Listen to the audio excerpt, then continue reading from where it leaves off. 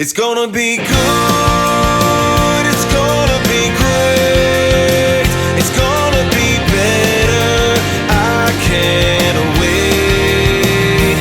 Making my move, live for the day, sing like a bird, fly like a plane. Come spill with me, Jenny D.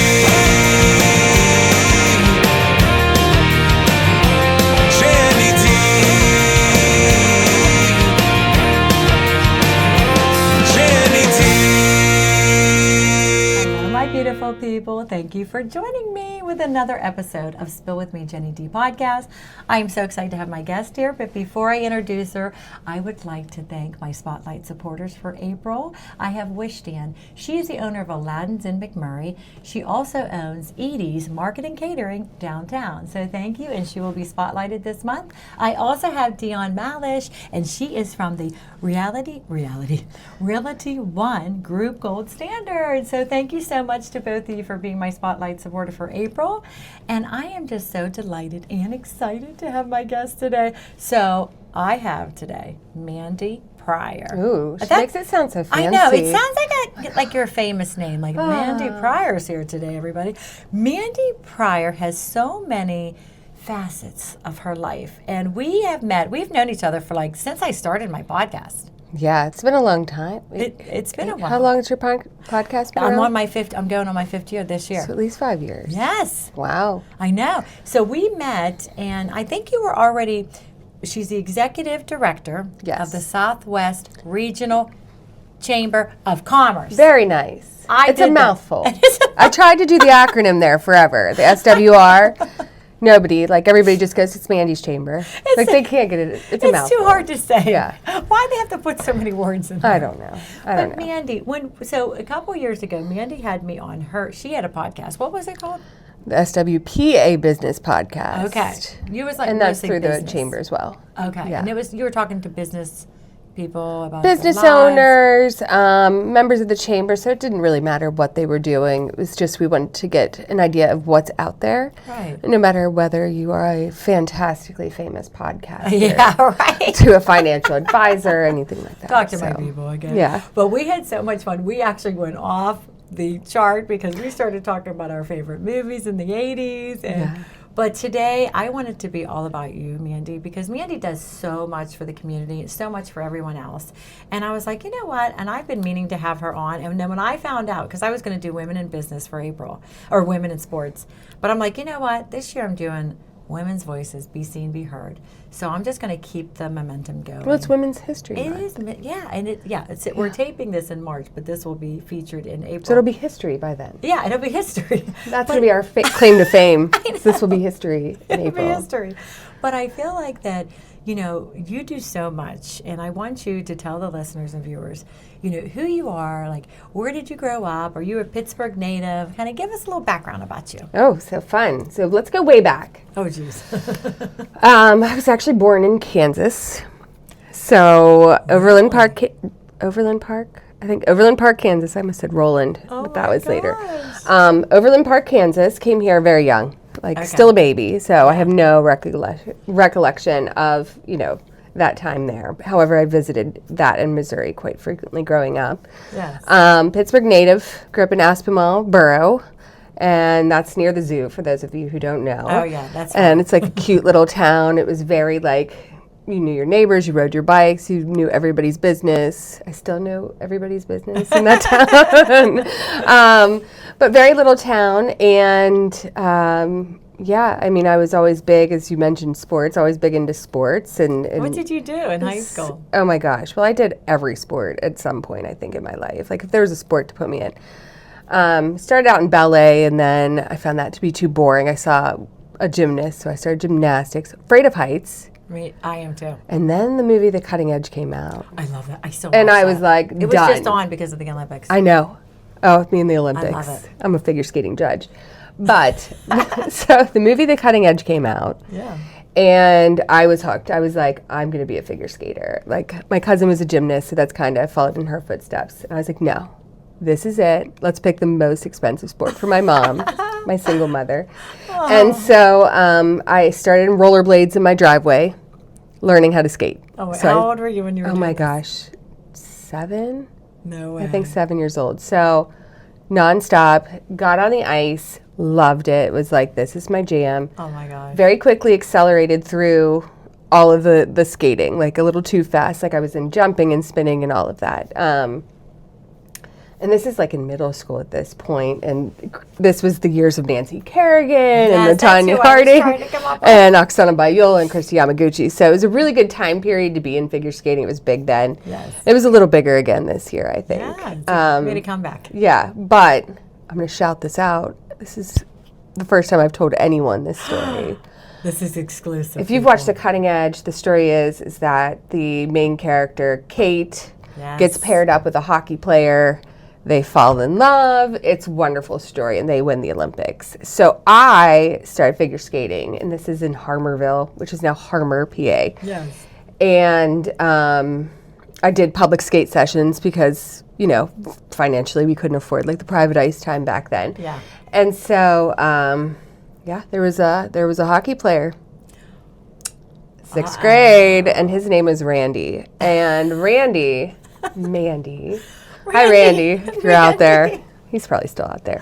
Oh my gosh, Randy. So I ended up, this hockey player became my boyfriend. He was a goalie, and I was a figure skater. I was like, my whole lifelong dreams have become reality. He ended up going, I found out he went to my middle school. I would like sit with him at lunch, and then we'd go ice skating. So it was like, just like the movie. Cute. It was so cute. So ended up with like an ankle sprain, as we all do, and it put me out, and then I was cool and like was in high school. So You stopped doing it? I stopped doing it in high school, played soccer, skied, swam, did other sports, like more. Did you play volleyball? Because now you're a volleyball. I didn't play volleyball then.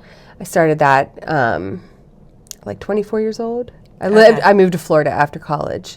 Where'd you go to college? I went to IUP. Okay. Yeah, English lit major. You know, I spent most of my time in libraries like this. Do you know Tasha Rosso, my cousin? She went to IUP. I have cousins there now. She's about your age. Yeah, I do too. Yeah. That's so weird. We might know people. We'll talk about that later. We'll talk about that later. So you went to IUP. What was your major? Like, what did you want to get I was into? English literature. So I started in 4th grade. I actually shared this story today, which is weird. So there was a student teacher named Mrs. Nikopoulos. She was Greek. And she what's it called? Laminated a book of mine that I wrote in 4th grade called A White Horse Named Scarlet. And a poetry book that I wrote, and that kind of like led to my future.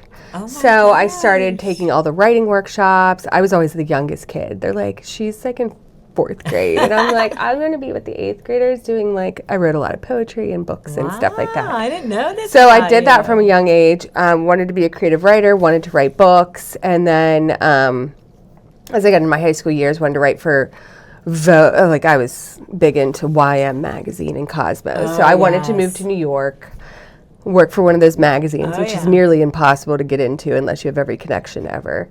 So you could have been like that movie, The Devil Wears Prada. I know. And actually that's terrifying to me. So I think I made the right life choice.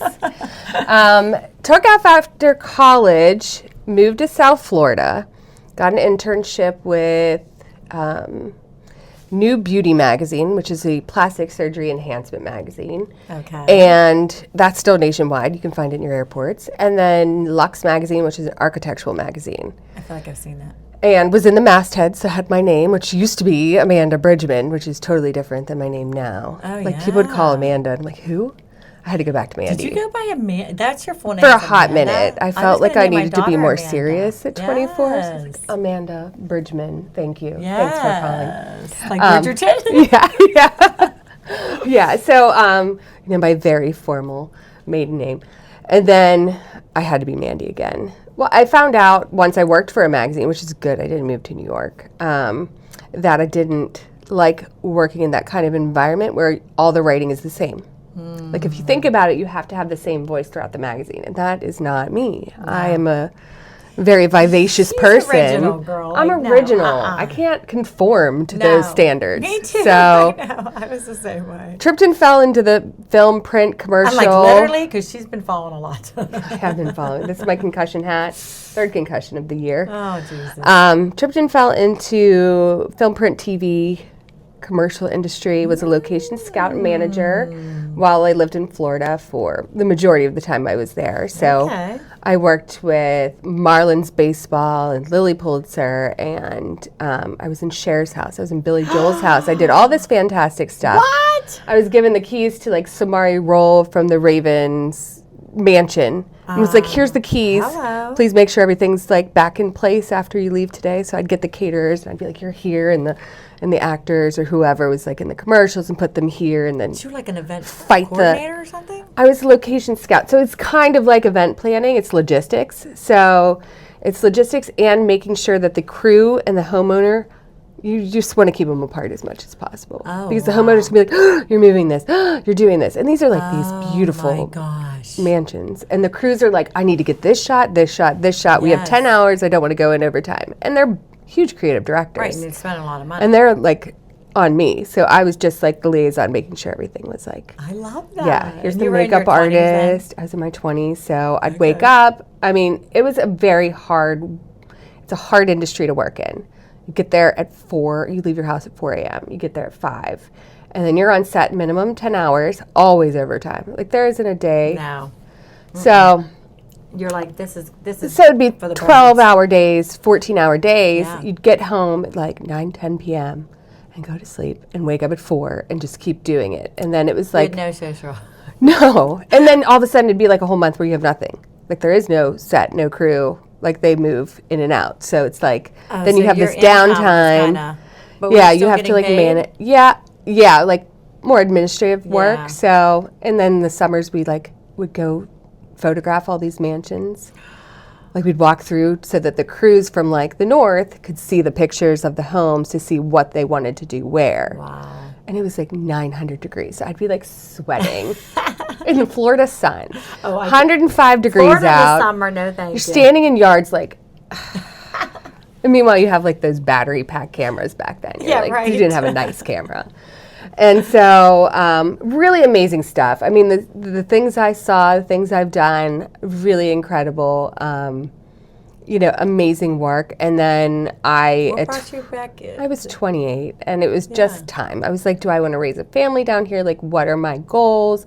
I felt like I was more serious than a lot of the people I knew. I mean, not now necessarily, but back then I was like, everybody was still kind of in like, what's it called? Leisure. You know, they'd work in restaurants and like hotels and stuff. Like, it was all, it's funny, they say like people in Florida don't buy their mansions by working in Florida. They make their money up here and then they bring it down there. Yes, So that's it's very true. interesting culture. It's very transient down there. Like people come and go all the time. Everybody's from somewhere else, like Right. Boston or You don't know your neighbors like you Ohio, do New York. here. A lot of New Yorkers. And we're all Yeah. down there. We're like, we just need to get out there for a while. So Yeah. came here. Escape. Yeah. Yeah. So you came back when you were 28 and you were like. Came back when I was 28. Ended up being in marketing. You know, Yeah, because moving you my had your way own up. marketing. Yeah, started company that for when a my while. baby was born, so I could Yes. work at home. And then he got older. And as you know, they don't just sleep. No. You're not like, oh, 2-hour nap. Yeah. All of a sudden you're let's like, get work. oh my God, you're going to die. Yeah. Okay. All right, you're crawling up that. Okay, this is not working. So Yes. he was getting my first child. He was getting a little bit older, and I was, you know, I was almost full time in my marketing company at home. Like I was working for a national company where I had to travel Oh, to like geez. different states for like these events. It was like the Tony Robbins of chiropractor events. It was Ooh. like big deal. Like it was a Yes. lot of movement. And I was like, I don't want to be traveling. Not with your little kids. And so he was ready to go for preschool. I went out networking with the Southwest Communities Chamber back when it was communities. It's changed to regional. Yes. Ended up sitting with the board of directors. One hired me to do social media for him for his company. And then the job position was coming open, and he's like, you should interview. I'm like, oh, all right, that sounds good. Like part-time, I can do that, do my marketing company. Like, Yeah. you know, I think flexibility for moms of young kids. Had my second baby somewhere in there. Yeah. Fox. But so I, you know, kind of tripped and fell into Chambers, and I walked in, and I'm like, so what do I do? And I have event planning. They're like, well, and I came up with a big plan, but they're like, we don't really know what was going on before you. So I'm like, okay. Oh my Well, gosh, I had a lot of you did it help. by I think scratch. Joe Verducci, Brentwood Bank, he helped me a ton in the finance part of it, and Wendy Kingsland, she's still on the board. We keep bringing her back for more. So they're kind of like a big solid ground for me when I started, and I've moved my way through with tons of fabulous board members along the way, but just kind of a learning curve. We were a lot smaller then. We, you know. So how long's it been now? Coming up on 9 years. Wow. Yeah, Oh so my complete name gosh. change, rebrand. Yes. We've had a lot go on, like over the past few years. We've doubled our numbers, so we have double the That's members. amazing. Yeah, and it's great Your that we're events doing are something so right. Fun. I try. They're so fun, and she has like awards, and like you really bring the community together, and people get to know each other. Like, and because we all have like people have businesses, small businesses, big corporations, but you bring in, you know, a lot of people that are small businesses. Yeah. And that's what gets the community going. You got to support each other. And it's growing up in a town like Aspinwall, where everybody knows everybody. It's a very small town. You're involved in everything. Yes. So I think I bring that mentality in here. Like my uncle was head foreman and worked for the borough. My other uncle's been mayor. And like, so I grew up like knowing everybody. Right. And now I feel like the Chamber's my Richard Scary world. Like everything, I know, 'cause they're like, she's here's the police officer. Hi, police But officer. she acts like she doesn't like to talk in front of people, and then all of a sudden we go out to I think it was DJ's Yeah. barbecue, yeah, and she's doing karaoke, and she sings. That's too. how I started. I started getting over. I had a terrible fear of public speaking forever. I blame my mother. But it was horrible auditions for musicals in high school. Like really embarrassing stuff. Like I don't know if I can tell you. That but was my minor. was it? Yeah, theater. Mine ended up theater too, but for script writing. Yeah. So I had this huge fear of public speaking, for like the worst. And I started with karaoke because everybody's like encouraging at karaoke. They're like, go ahead. You mess up. They're like, Yes. you're fine. Right, if you're it's off very key, nobody communal. cares. No one cares. So I can now sing in front of people. And it wasn't till my chamber job, like I always knew I could do it. Like I always felt like I could. But it wasn't until I took the position at the chamber. And the first week I was there, and I think I've talked about this before, I was at South Fayette Community Days, and 1 week into my job. Oh, jeez. Not really sure what I'm doing. And they were like, go ahead on stage in front of the entire community days, like 300 people. And they're like, the congressman will speak before you. I'm like, Nice. this is going to be this, okay? And so I You didn't kind have of just anything like got prepared. thrown in. I said like one sentence. I was like, hi, thank you so much for coming in with the chamber. Bye. I was like, I'm out of here. I got to go. So that has taken years. I think you never completely lose like being nervous on camera or nervous in front of people. Like it's still there. It is. But the more like, Once more you start, keep doing it, like and you see the get people used in the to it. audience, and you see people smiling or kind of giving you, you know, you see your friends out there. It gives you more of the motivation to be like, all right, I can do this. Yeah. Yeah. It is hard. As soon as you start something in front of everybody, it is so hard to just. You're like, oh gosh, they're all looking at me, and then Everybody's looking at me. Like right now, I'm like, I know. Meanwhile, we're taping this.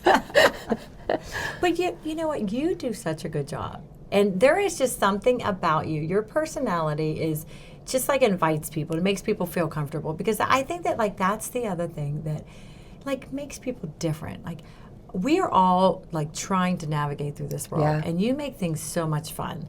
So tell them a little bit about like what is the chamber about? Because a lot of people out there do not join their chambers because they're like, well, I don't want to have which to do is work. terrible. Yeah, they think it's work. Horrible. You should definitely join mine. I like to have fun. And I like to be welcoming. And I like, it's nervous for people, like even myself, if I go to like a giant event where I don't know anyone, I still get nervous. I'm like, what do I do? Like, who do I talk to? And I try to look for like that person who either locks eyes with me. They're like, Yes. I'm like, you. I'm going to find you. I grabbed you at that one Yeah, and- event I was like, walk with me, because I didn't know anybody. I think it was at all for her. It was. Yes. It was. I was like, Mandi, come with me. I'm like, come along. I'll introduce you. And it's good to have those people. And I would say find like the one person you know, or find somebody who smiles kind of at you if you look like lost in the crowd. But that's what I wanted my chambers. I want it to be not cliquey, not like you're in a room full of people who are trying to portray themselves as like these big, I'm this and I'm an important and all that. Like, we're here to do business, not to like project ourselves out there in like an elitist kind of way. It's about doing business at the end of the day. We have a lot of small, mid-sized companies. We have a lot of people who care about other people. And it should be fun. Right. Your work, guess what? Should be fun. So I try to make it fun. I try to make it light. Sometimes I've said, should I like rein myself in a little? No. And I just talked with this one guy and I said that. He goes, no. No, because he's like, because that's who you are. Right, and you have to keep it. So you tell them a little bit of the things. You have coffee hour. When is that? Is that every week? Coffee hours once a month. Once a month is coffee Sometimes hour. twice a month now. Okay. Second Tuesday of each month is our coffee hour. We have our Growth Catalyst Roundtable, which is brand new, which is diving into businesses. So it's a maximum of 15 people. We bring up topics that affect everybody in the room, affect one person. We roundtable that. So like, if you're trying to get ideas for your business, if you're trying to get ideas on how to market, if you're trying to get good ideas on AI, which is huge right now, it's usually a topic AI. at our table. People roundtable what they're doing, what works, roundtabling what didn't work, roundtabling what absolutely failed. And it's good because it puts everybody in the room kind of in a vulnerable spot where not only are they networking and connecting, but also they're getting solutions. So I think that's great. I mean, our coffee hour is very light, and I think some people really thrive in that environment. They're just organically networking, moving around the room. Right. And then we have kind of our more formal monthly lunch networking, which is at the end of each month, which is good. So we have a have speaker, a presenter. Okay. Yeah, last Wednesday of the month, we always have a presenter. And then we do commercials. Typically, I like commercials, sending them out there. So people can kind of, like, everybody knows everybody at the end. And I make people mix up. Like, I'm like, you have to go over across the room, because people huddle. And they sit there. I'm like, you guys have to go across the room now and give 3 people your business card. Because people just stay in their groups where they're comfortable. And so I'm a big on watching people and watching comfort levels of, like, who our members are, and trying to pull them in their like new directions so that they can grow themselves, if that makes sense. And that's something that you've learned through doing all this, and then you're teaching other people. Like, listen, you need to branch out, because you need to. You never know who you're going to meet, or somebody's going to need your services. So that's how you build, build communities together. And you never know who's going to be your client now, or who knows a client that you could have. So even though like we have an embroidery company and they're meeting I'm just making hypothetical, ice cream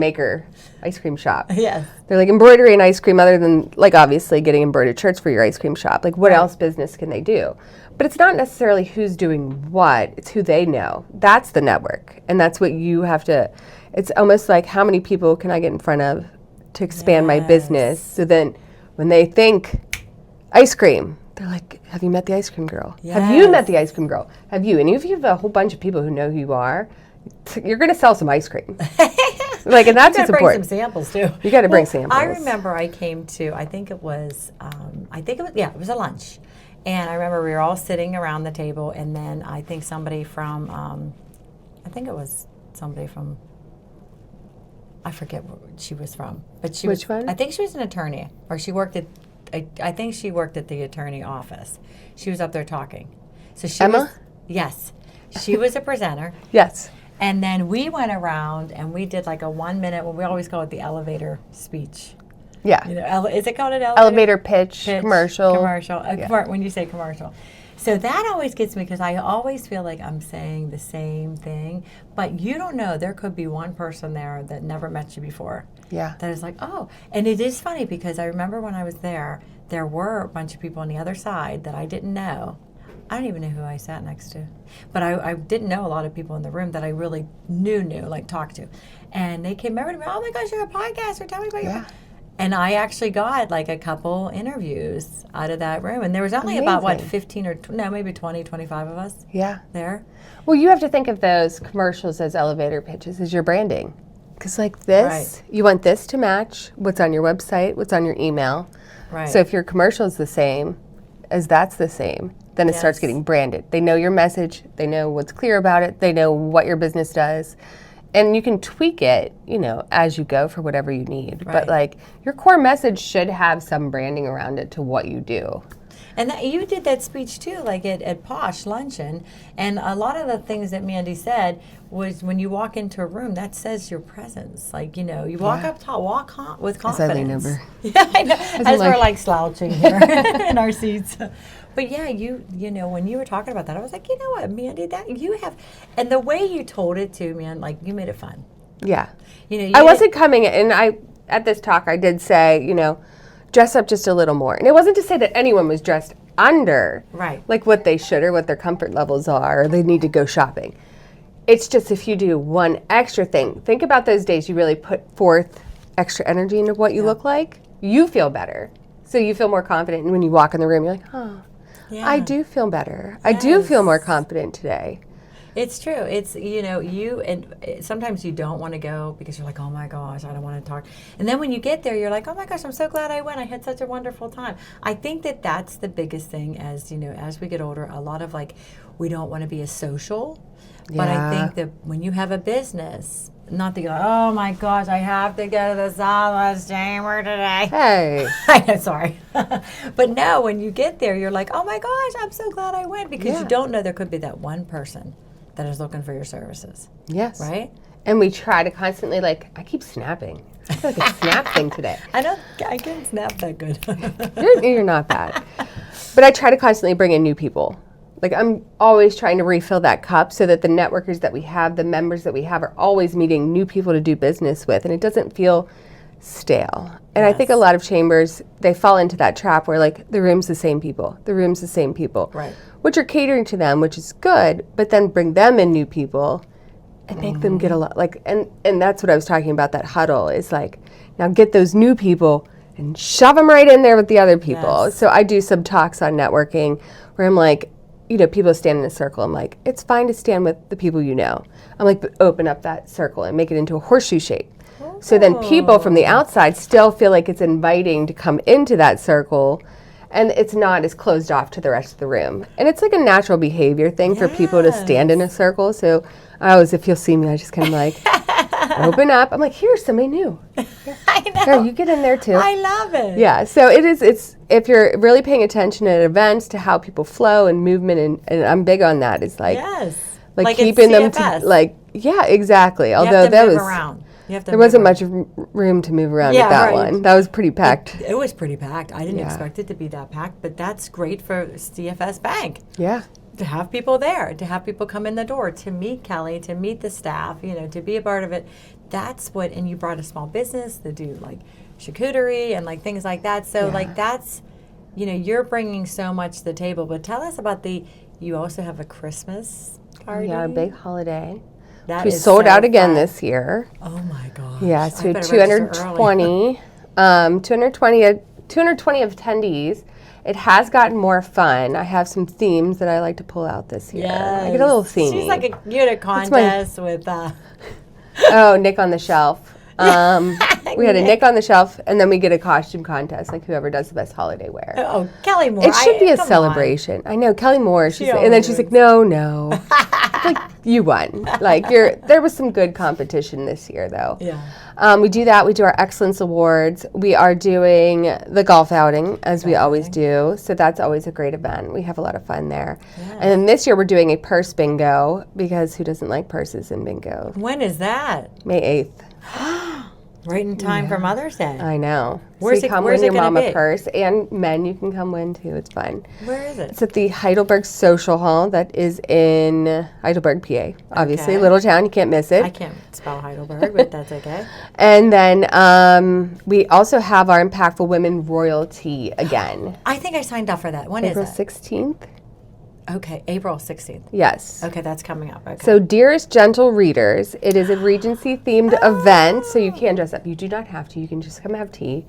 But, you know, if you've been to the Velvet Terrace, which is in Cecil Township, Washington, PA, it's beautiful. It is, like, there's flowers on the wall. There's topiaries. It's a elegant tea setting, so I love that. it's just something that's very unique to the area if you haven't been there before. And they do also have their bar area, which is like navy blue velvet chairs and dark velvet green chair. It's amazing. Like, it's my somewhere to see if you haven't been there. I haven't been And they do there. tons of other things there. Like, they have salsa nights there. They have, like, I think a comedy night coming up. So it's a really fun place It's to called go. the Velvet Velvet Terrace. Terrace. And it's right into Cecil off of 50 as you're coming out of South Fayette. Okay. Yeah. So when you say you do the Southwest, are you like what areas are you talking about? So we primarily serve Allegheny and Washington County.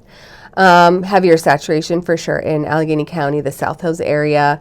We stretch all the way to Crafton, all the way down to Dormont, all the way over to South Fayette, Oakdale. Okay. And then we have members as far as Waynesburg at this point. So we're kind of more sprawling in the Washington County area. Our biggest thing and the reason we changed from Southwest Communities to Southwest Regional is we had members from everywhere. Last year we served 88 municipalities.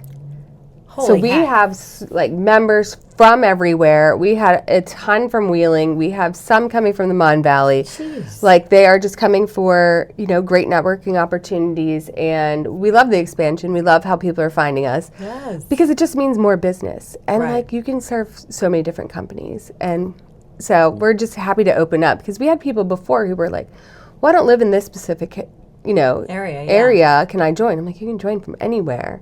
It's just most of our networking events will be Right. in Allegheny and Washington County. Right, so you'll have to travel. Although I told him Broydom that we will be doing a coffee hour in Waynesburg. So hopefully it'll be summertime. It'll be a nice drive. It's not that far. Yes, I know. Yeah. We act like we're from the South Hills, so we act like when we go to the North Hills, like if somebody says there's something in Cranberry, I'm like, hey, I can't make it. Yeah, I it's barely really like far. to go downtown. At this point, right? I'm such a I never understood that when I lived Yeah. on the other side of Pittsburgh. It's like, why don't people from the South Hills ever like go downtown? Because I was downtown all the time. Like, I worked downtown, I lived downtown, Yeah. and then I moved here. And I'm like, I'm not going downtown. I know. Through a tunnel.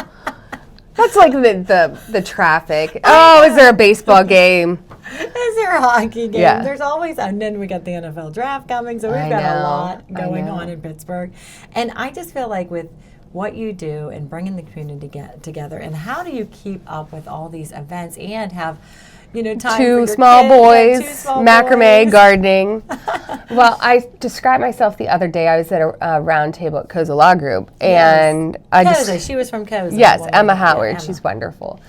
And I said, I am. If I had to pick my dog spirit animal, it would be a Yorkshire Terrier. I'm like, just like, I don't sit down. I don't know if I got that from my grandmother, but I like to just do things, and I like to be creative, and like, you know, the stuff I do on the weekends, and like getting to the park or But you have doing some gardening. downtime.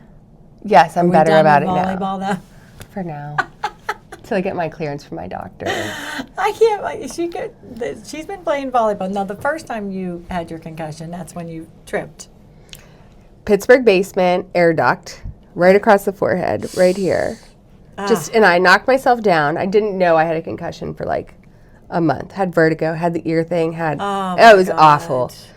And I just whacked my head off of it, laid on the basement floor, yelled for my family. No one came. I'm like, well, I guess I'll get up and do the laundry. And then I started having like symptoms.